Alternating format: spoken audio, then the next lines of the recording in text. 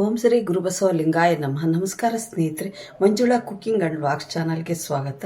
ಇವತ್ತು 2ನೇ ವಾರ ನೋಡ್ರಿ, ಮಂಗಳವಾರ ಮಂಗಳಗೌರಿ ಪೂಜೆ ಮಾಡ್ತಾ ಇದ್ದೀವಿ. ಹೋದ ವಾರ ಒಂದು ವಾರ ಆಯಿತು, ಇನ್ನು 2 ವಾರ ಇದೆ. ಈ ವರ್ಷ 4 ವಾರ ಮಂಗಳವಾರ ಬಂದಿದ್ದಾವೆ. ಇವತ್ತು ಪೂಜೆ ಮಾಡಿದ್ವಿ. ಈಗ ಹೋದ ವಾರ ಹೇಳಿದ್ನಲ್ಲ, ಅದು ಯಾವ ಥರ ಮಾಡೋದು ಹೇಗೆ ಅಂತಂದು ನೋಡೋಣ ಬನ್ನಿ. ನೀವು ಮಾಡಬೇಕು ಅಂತಂದರೆ ನನಗೆ ಕಾಮೆಂಟ್ ಹಾಕ್ರಿ, ನನ್ನ ವಿಡಿಯೋ ಇಷ್ಟ ಆದ್ರೆ ಲೈಕ್ ಮಾಡಿರಿ, ಶೇರ್ ಮಾಡಿರಿ. ಏನಾದರೂ ಬೇಕಾದರೆ ಕಾಮೆಂಟ್ ಮಾಡಿರಿ. ಇದು ಒಳ್ಳೆ ಪೂಜೆ, ಮುತ್ತೈದರಿಗೆ ಇದು ಮಾಡೋ ಅಂಥ ಪೂಜೆ. ಇದು ಮನೆಯಲ್ಲಿ ಶಾಂತಿ ನೆಮ್ಮದಿ ಎಲ್ಲ ಇರುತ್ತೆ. ಗಂಡ ಹೆಂಡತಿ ಕಲಹ ಇದ್ರೂ ಅದು ಸರಿ ಹೋಗುತ್ತೆ, ಮತ್ತು ಮಕ್ಕಳಾಗಲಿಲ್ಲ ಅಂದರೂ ಆಗ್ತವೆ, ಮತ್ತು ಬೇರೆ ಕಷ್ಟಗಳು ಯಾವುದಿದ್ರೂ ಪರಿಹಾರ ಆಗುತ್ತೆ. ಇದು ಅಂಥ ಪೂಜೆ, ಇದು ಒಳ್ಳೆ ಪೂಜೆ. ಇದನ್ನು ಮದುವೆಯಾದ ವಸ್ತ್ರಲ್ಲಿ ಮುತ್ತೈದೆಯರು ಸುಮಂಗಲಿ ಮದುವೆ ಆಗಿರ್ತಾಳಲ್ವ, ಅವಳು 5 ವರ್ಷ ಮಾಡ್ಬೇಕು ಈ ಪೂಜೆನ.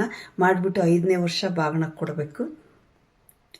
ಆ ಥರ ಮಾಡೋದ್ರಿಂದ ಅವರಿಗೆ ಮುಂದೆ ದಾಂಪತ್ಯ ಜೀವನ ತುಂಬ ಚೆನ್ನಾಗಿರುತ್ತೆ. ಅವರು ಆಮೇಲೆ ಮನಸ್ಸಿನ ನೆಮ್ಮದಿ ಶಾಂತಿ ಎಲ್ಲ ಸಿಗುತ್ತೆ ಈ ಪೂಜೆಯಿಂದ. ನೀವು ಈ ಪೂಜೆ ಮಾಡಬಹುದು, ಯಾರು ಬೇಕಾದರೂ ಮಾಡ್ಬೋದು ಈ ಪೂಜೆನ. ಕಷ್ಟ ಇರೋರು ಅದಕ್ಕೋಸ್ಕರ ಯಾವ ಥರ ಮಾಡಿದೆ, ಹೇಗೆ ಮಾಡಿದೆ ಅಂತ ನೋಡೋಣ ಬನ್ನಿ. ಪ್ಲೀಸ್ ದಯವಿಟ್ಟು ನನ್ನ ವಿಡಿಯೋ ನೋಡಿರಿ, ದಯವಿಟ್ಟು ನನಗೆ ಸಬ್ಸ್ಕ್ರೈಬ್ ಮಾಡಿರಿ, ಲೈಕ್ ಮಾಡಿರಿ, ಶೇರ್ ಮಾಡಿರಿ. ಈಗ ಪೂಜೆಗೆಲ್ಲ ರೆಡಿ ಮಾಡಿದ್ದೀವಿ, ಪೂಜೆ ಮಾಡಿದ್ದೀವಿ ಆಗಲೇ. ಅದು ಯಾವ ಥರ ಅಂತ ಆಮೇಲೆ ಹೇಳ್ತೀನಿ. ಫಸ್ಟು ಈಗ ಪೂಜೆದೆಲ್ಲ ತೋರಿಸ್ತಾ ಇದ್ದೀನಿ ವಿಡಿಯೋದಲ್ಲಿ.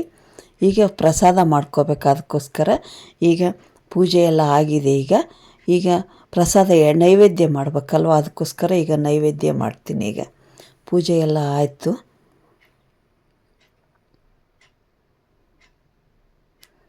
ಈಗ ನೈವೇದ್ಯಕ್ಕೆ ಫಸ್ಟು ಚಿತ್ರಾನ್ನಕ್ಕೆ ಗೊಜ್ಜು ಮಾಡ್ಕೊತಾ ಇದ್ದೀನಿ. ಇದು ರೈಸ್ ಐಟಮೇ ಆಗಬೇಕಲ್ಲ ದೇವಿಗೆ ನೈವೇದ್ಯ ಮಾಡೋದಕ್ಕೆ. ಅದಕ್ಕೆ ಚಿತ್ರಾನ್ನಕ್ಕೆ ಶೇಂಗಾ ಬೀಜ ಫಸ್ಟು ಕರ್ಕೊಂಡೆ, ಫ್ರೈ ಮಾಡಿಕೊಂಡೆ. ಈಗ ನೀರುಳ್ಳಿ ಹಸಿಮೆಣ್ಸಿಕಾಯಿ ಎಲ್ಲ ಹಾಕ್ಬಿಟ್ಟು ಸ್ವಲ್ಪ ಚಿತ್ರಾನ್ನ ಗೊಜ್ಜು ಮಾಡಿಬಿಟ್ಟು ಸ್ವಲ್ಪ ರವೆದು ಪಾಯಸದ ಥರ ಮಾಡೋಣ ಅಂತ ಕೇಸರಿಬಾತ್, ತುಪ್ಪ, ಹಾಲು, ದ್ರಾಕ್ಷಿ, ಗೋಡಂಬಿ ಎಲ್ಲ ಹಾಕಿಬಿಟ್ಟು ಕೇಸರಿಬಾತ್ ಮಾಡೋಣ ಅಂತ ಮಾಡಿದ್ದೀನಿ. ಈಗ ಒಗ್ಗರಣೆ ರೆಡಿ ಆಗುತ್ತೆ. ಬೇಗನೆ ಚಿತ್ರಾನ್ನ ಆದರೆ ಬೇಗನೆ ಆಗುತ್ತಲ್ವ.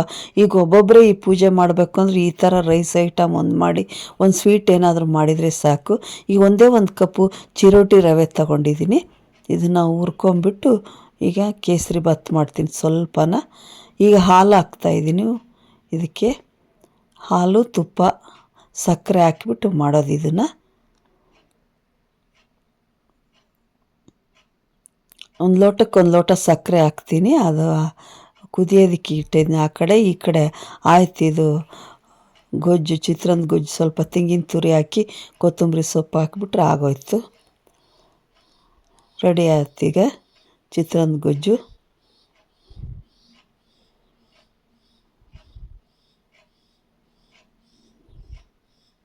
ಸ್ವಲ್ಪ ಉಪ್ಪು ಹಾಕೋಣ. ಕಡಲೆ ಬೀಜನೂ ಇದಕ್ಕೆ ಹಾಕಿದೆ, ಕರೆದು ಇಟ್ಕೊಂಡಿದ್ನಲ್ಲ ಅವನ್ನ. ಆಯಿತು. ಈಗ ಇದು ಕುದೀತಾ ಇದೆ, ಹಾಲು ಸಕ್ಕರೆ ಎಲ್ಲನ. ಇದಕ್ಕೆ 1-2 ಚಮಚ ತುಪ್ಪ ಹಾಕ್ತೀನಿ. ಇದಕ್ಕೇನೆ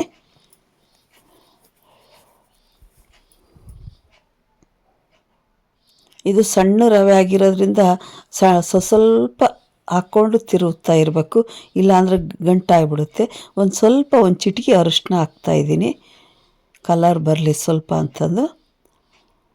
ಸಣ್ಣ ರವೆ ಅಲ್ವಾ, ಅದಕ್ಕೆ ಚೂರು ಹಾಕ್ಕೊತ ತಿರುಗಬೇಕು.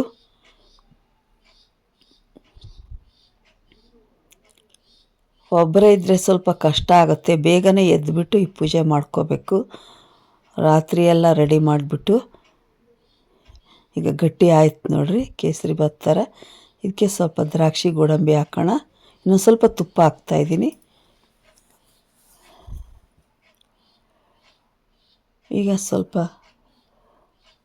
ದ್ರಾಕ್ಷಿ, ಗೋಡಂಬಿ ಹುರ್ಕೊಳ್ತೀನಿ ತುಪ್ಪದಲ್ಲಿ.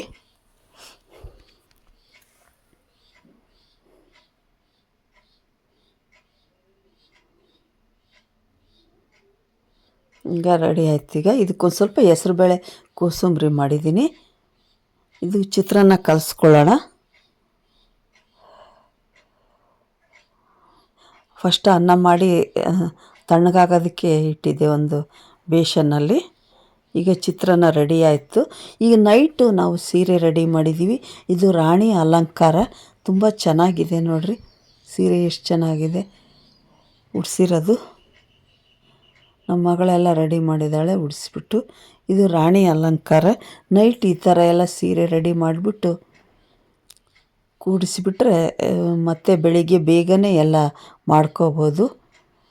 ಜಡೆ ಕುಚ್ಚು, ಗೆಜ್ಜೆ ವಸ್ತ್ರ ಎಲ್ಲ ಹಾಕಿದ್ದೀವಿ.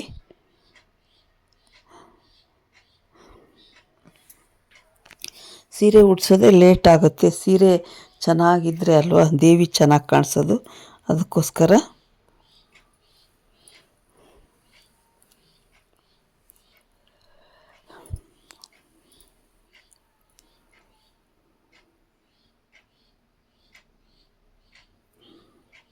ಎರಡು ಸ್ಟೆಪ್ಪು ನೆರಿಗೆ ಬಂದಿದ್ದಾವೆ ಇವು.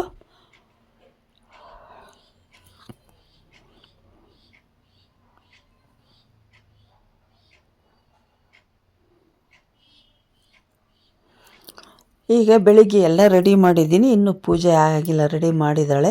ಎಲ್ಲನೂ ಕಳಸ, ಮಳಗೌರಿ, ಇದು ಕಾಮಾಕ್ಷಿ ದೀಪ, ವಿಘ್ನೇಶ್ವರ ಎಲ್ಲ ದೀಪಗಳು ಎಲ್ಲ ರೆಡಿ ಮಾಡಿದ್ದೀವಿ. ಈಗ ಗೌರಿ,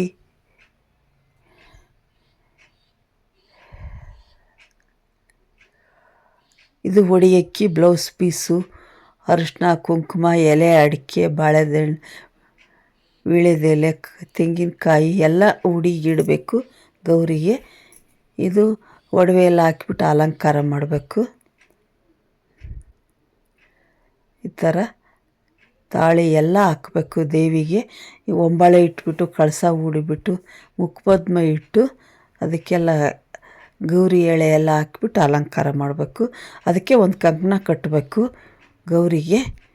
ಕಳಸಕ್ಕೂ ಒಂದು ಕಂಕಣ ಕಟ್ಟಬೇಕು. ಜಡೆ ಕುಚ್ಚು ಹಾಕಬೇಕು.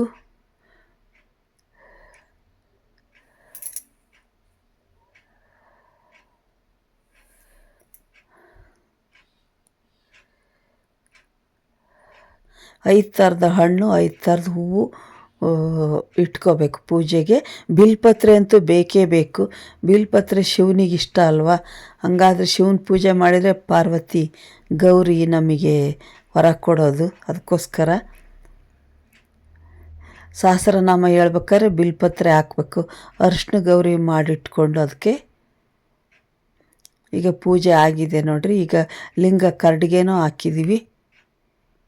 ಈಗ ಎಲ್ಲ ದೀಪಗಳು ಹಚ್ಚಿ ಎಲ್ಲ ಪೂಜೆ ಆಯ್ತು. ಈಗ ಮಳಗೌರಿ ಪೂಜೆ, ಕಳಸ ಪೂಜೆ, ಇದು ಅರಿಶಿನ ಗೌರಿ ಪೂಜೆ, ಮತ್ತು ಇನ್ನೊಂದು ಗೌರಿ ಇದೆಯಲ್ಲ ಅದೂ ಪೂಜೆ ಆಯಿತು. ಇದು ಅರಿಶಿನ ಗೌರಿಗೆಲ್ಲ ಬಿಲ್ಪತ್ರೆ ಹಾಕಿರೋದ್ರಿಂದ ಅದು ಇದಾಗಿದೆ. ತೆಂಗಿನಕಾಯಿ ಹೊಡಿಬೇಕು. ಈ ಗೌರಿ ಮಣ್ಣಿನ ಗೌರಿ ಇದು.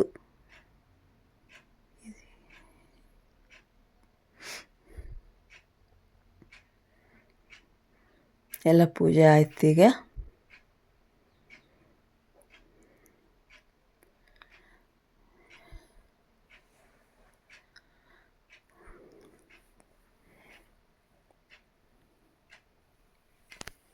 ಈಗ ಒಡಿ ಇಡಬೇಕು. 5 ಒಡಿ ಇಟ್ಬಿಟ್ಟು 5 ಥರದ ಹಣ್ಣು ಇಟ್ಬಿಟ್ಟು ಅದಕ್ಕೆ ಒಂದೊಂದು ಅಂಗದಾರಗಳು ಇಡಬೇಕು. ನೈವೇದ್ಯ ಆಯಿತು. ಕೋಸಂಬರಿ, ಕೇಸರಿ ಬಾತು, ಚಿತ್ರಾನ್ನ ನೈವೇದ್ಯಕ್ಕೆ ಮಾಡಿದೆ. ಇದು ಆರತಿ ಎಲ್ಲದೂ ಎಲ್ಲ ಥರದ ಆರತಿನೂ ಮಾಡಬೇಕು ಗೌರಿಗೆ.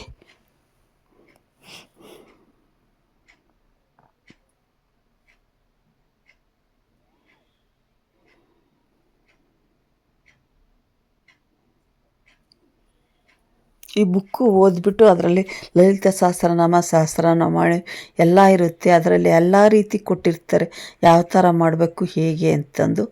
ಅದು ಎಲ್ಲ ನೋಡ್ಕೊಂಡು ಅದೇ ಥರ ಮಾಡಬೇಕು. ಬುಕ್ನಲ್ಲಿರುತ್ತೆ.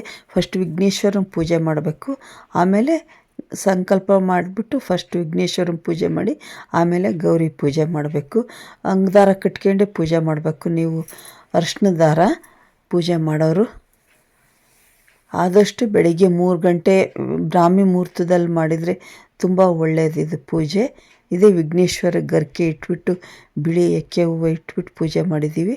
ಇದು ಮಳಗೌರಿ, ಇದು ಪ್ರಕೃತಿ ಪೂಜೆ ಮಾಡ್ದಂಗೆ.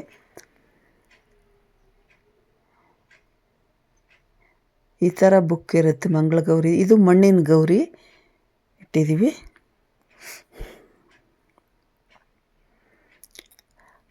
ಕನಿಷ್ಠ 5 ಜನಕ್ಕಾದರೂ ಉಡಿ ಕೊಡಬೇಕು. ಮುತ್ತೈದೆಯರಿಗೆ ಅರಿಶಿನ ಕುಂಕುಮ ಕೊಟ್ಬಿಟ್ಟು ಈಗ ಮಂಗಳಾರತಿ ಮಾಡ್ತಾಯಿದ್ದೀವಿ.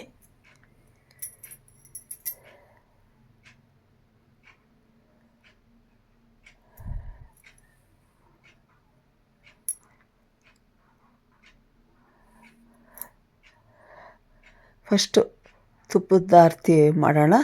ಕಡಲೆ ಬತ್ತಿಯಲ್ಲಿ ತುಪ್ಪದ ಆರತಿ.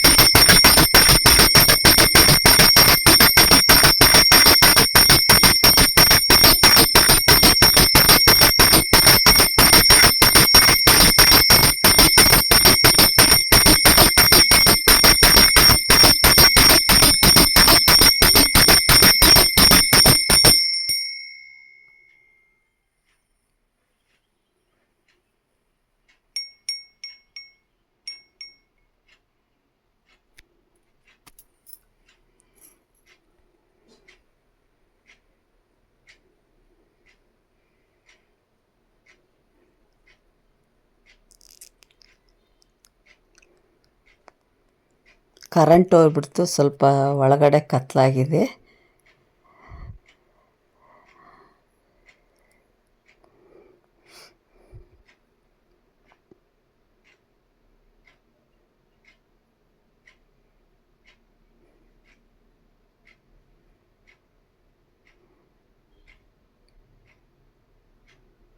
ಈಗ ತುಪ್ಪದ ದೀಪ ಫಸ್ಟ್ ಬೆಳಗಿದ್ದಾಯಿತು. ಈಗ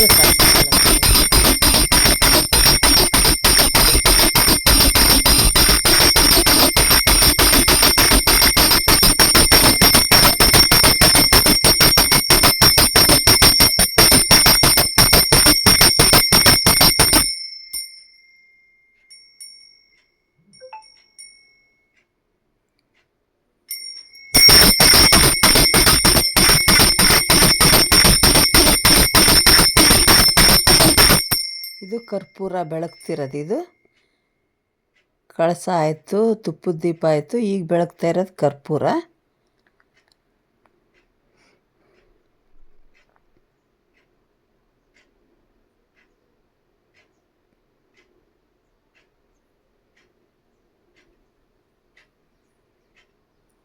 ಇದು ಕಳಸ ಬೆಳಗ್ತಾ ಇದ್ದೀವಿ.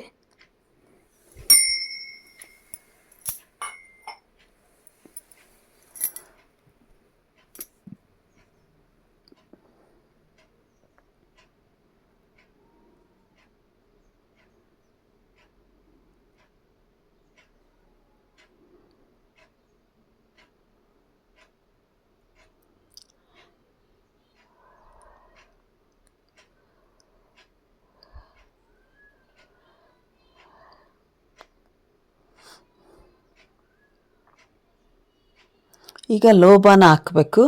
ಲೋಬಾನ ಹಾಕಿದ್ರೆ ತುಂಬ ಒಳ್ಳೆಯದು. ಮನೆಗೆ ಯಾವ ಕೆಟ್ಟ ಶಕ್ತಿಗಳು ಒಳಗೆ ಬರೋದಿಲ್ಲ. ಯಾವ ಪೂಜೆ ಮಾಡಿದರೂ ಮನೆಯಲ್ಲಿ ಲೋಬಾನ ಹಾಕಬೇಕು. ಸ್ಮೆಲ್ಲು ತುಂಬ ಚೆನ್ನಾಗಿರುತ್ತೆ.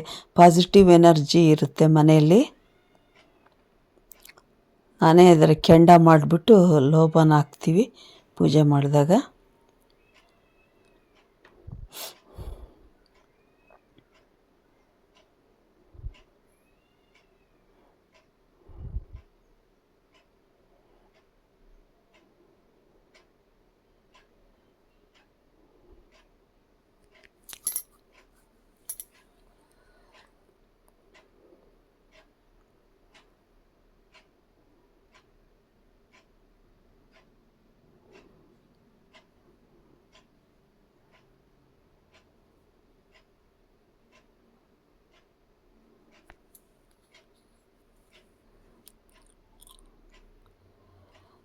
ಪೂಜೆ ಮಾಡಿ ಕಾಯಿ ಹೊಡೆದ್ಬಿಟ್ಟು ಎಲ್ಲ ಅದರಲ್ಲಿರೋದು ಸಹಸ್ರನಾಮಗಳೆಲ್ಲ ಓದಿಬಿಟ್ಟು ಈ ಥರ ಎಲ್ಲ ಥರದ್ದು ಧೂಪ ದೀಪ